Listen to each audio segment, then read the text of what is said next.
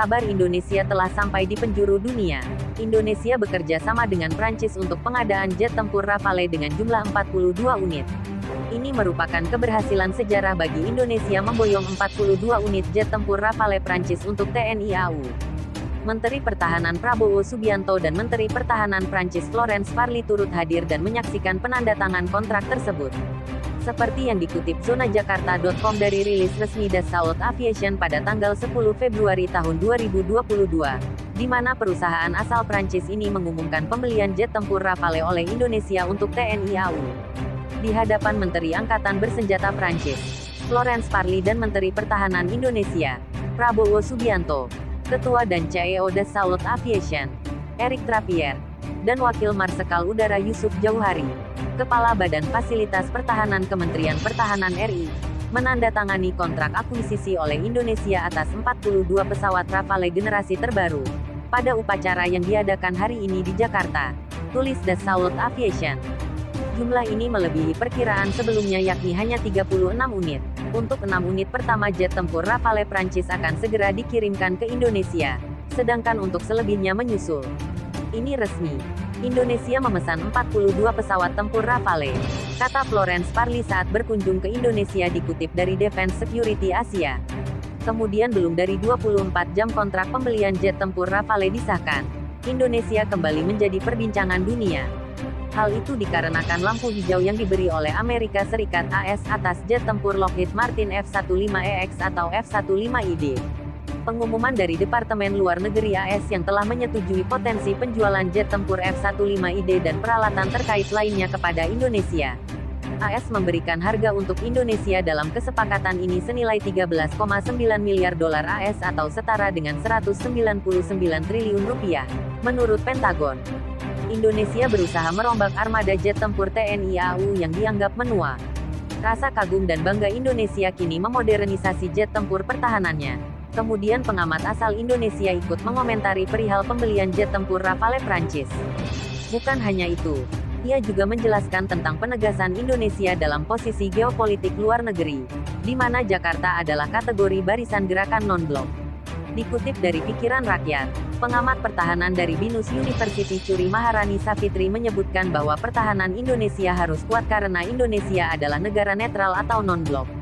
Dengan demikian, langkah pemerintah memperkuat alat utama persenjataan alutsista melalui pengadaan jet tempur Rafale patut didukung.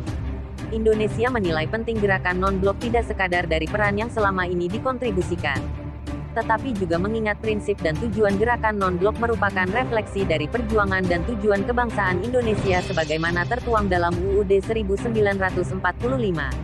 Tujuan utama bagi negara-negara non-blok seperti Indonesia ini semula difokuskan pada upaya dukungan bagi hak menentukan nasib sendiri, kemerdekaan nasional, kedaulatan dan integritas nasional negara-negara anggota serta memiliki tujuan penting lainnya.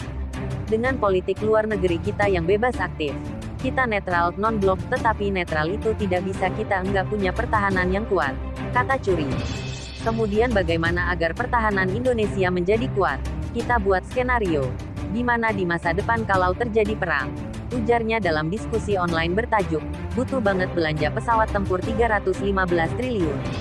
Curi menjelaskan, penguatan sistem pertahanan urgen atau mendesak dilakukan sebab ancaman geopolitik yang nyata di mana Indonesia berada di antara negara-negara yang tengah berkonflik.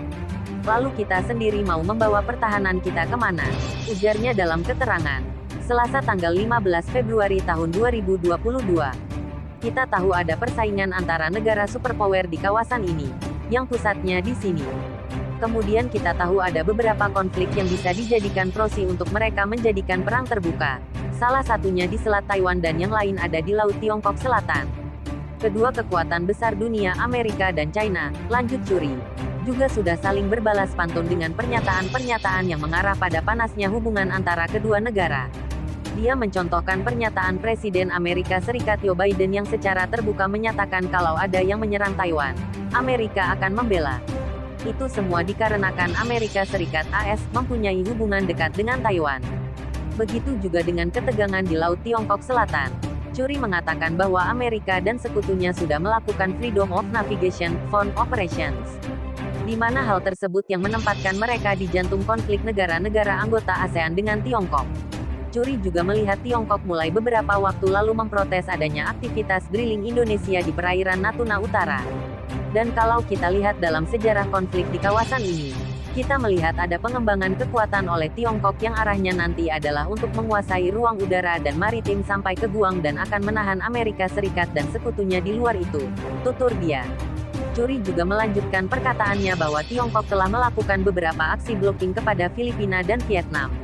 Kemudian pertanyaannya, mungkinkah Indonesia mengalami hal yang sama? Lalu apa yang akan kita lakukan?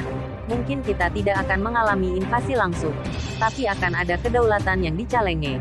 Apakah kita rela? Ucapnya. Oleh sebab itu, Indonesia tetap bersikap netral dan pertahanan perlu diperkuat. Hal itu dilakukan untuk mempertahankan kedaulatan Indonesia.